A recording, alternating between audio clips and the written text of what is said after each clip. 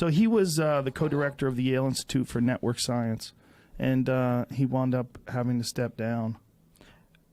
If this is he is the co-director of the Yale Institute for Network Science.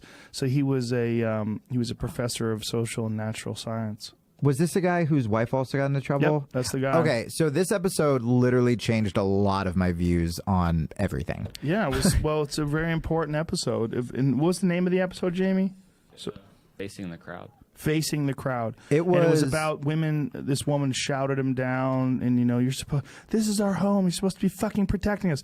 About Halloween costumes, and the wife had made a letter that she had sent out, and the letter essentially said, people should be allowed to have. Like, we'll play some of this here. I hear that. I'm looking at the smirk in your face, and I'm disgusted. Okay.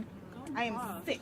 And I'm sick watching them argue with you after we've been standing outside literally for at least 5 to 6 hours. Between you and Holloway, between last night to now, we've been arguing with people who are not willing to be listened to for a long time. And all I see from you is arrogance and ego.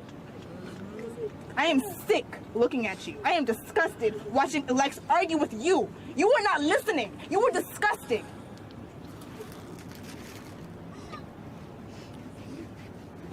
I don't think you understand that. And before I was not angry, per se. I was disappointed maybe. I thought maybe there was room for an apology. You've clearly told us that you do not plan to offer an apology for your words. You left the meeting last night to go home and then tweet, do not interrupt me, to tweets from your Twitter and then the Silliman's Twitter. You showed no remorse.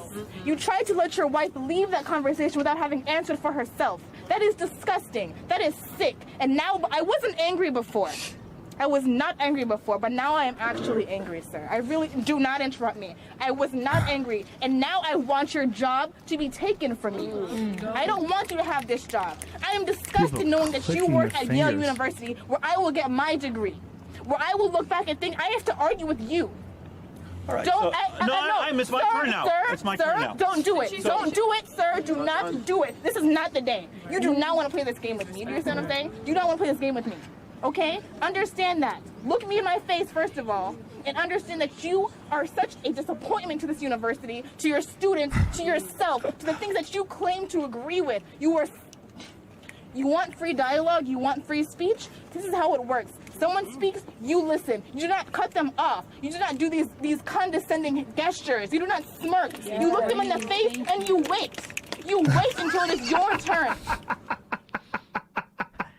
I think the snapping is amazing. It's just so fucking characteristic. The most upsetting part of that, I think what upset me the most is she has my poetry cadence. It was like she was doing the same moves and the same delivery. Well, she was just trying to be intelligent and say something and shut him up and silence him. But that's the most important thing, is that she didn't want a dialogue. She didn't want a debate. He also, from what I remember on the podcast, he didn't need to be out there. He stayed out there for hours to talk to those people. That's He's super reasonable. So when she was saying, like, you're wasting my time or whatever, like, he came out to try to kind of like have his wife's back and like calling him sexist. He came out to have a dialogue and like hear them out, but like he didn't fucking need to be there. But like, what she was saying, I'm going to have your job. This is where I'm going to get my degree. And guess what, fucker?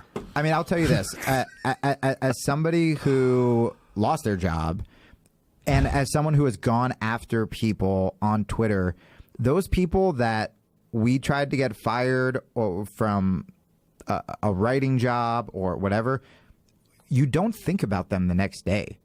Like, the people who tried to get that guy fired on Twitter or whatever, like, they don't think about him anymore. Like, if he got fired... Those are kids. I mean, you're looking at an 18-year-old or a 19-year-old. But the Twitter... And intoxicated by that moment as well, you know? Yeah, but the Twitter mob behind them, it's like a lot of me's. It's a lot of adults, too, you know? And, like, if that dude got fired and his wife got fired, like, I mean, that's like somebody's life who's done a lot of really good progressive things. Even if he did fuck up legitimately, it's like... And it's also the consequence of actually being able to be fired. That's a problem. Like, say if you were running the Jamie Kilstein show, you got your own podcast, someone can't fire you. Yeah. You know, and that's really important to be able to fully and completely express yourself. Yeah. I mean, if you had done something horrible, the marketplace of free ideas should step in and say, we're not going to watch his show anymore. We're not going to listen to him anymore. And that would be normal and real.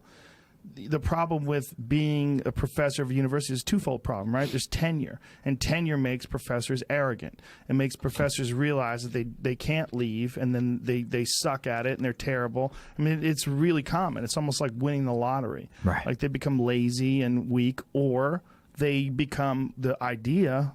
And the ideal situation is they become completely dedicated to being a professor, Badass and they just, don't yeah. have to worry anymore about their job, and so now they completely dedicate themselves to being an educator. Yeah. That's what we would hope, that Yeah. they don't have to worry about being fired. Yeah, and I really hope that people listening to this, because I wouldn't have listened to that podcast if I brought up that podcast in my old circle. I would have gotten in trouble. I went to listen to a lot of your shows, and I'm sure there are people who completely disagree with me ideologically who wouldn't, read whatever, the Intercept or Democracy Now! or something on the other side.